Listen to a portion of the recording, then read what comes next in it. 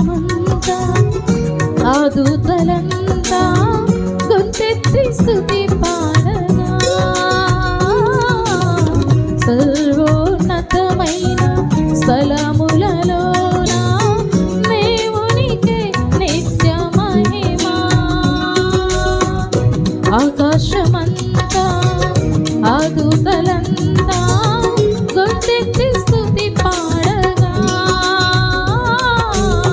సర్వోన్నతమైన స్థలములలోన దేవునికే నిత్య మహిమా.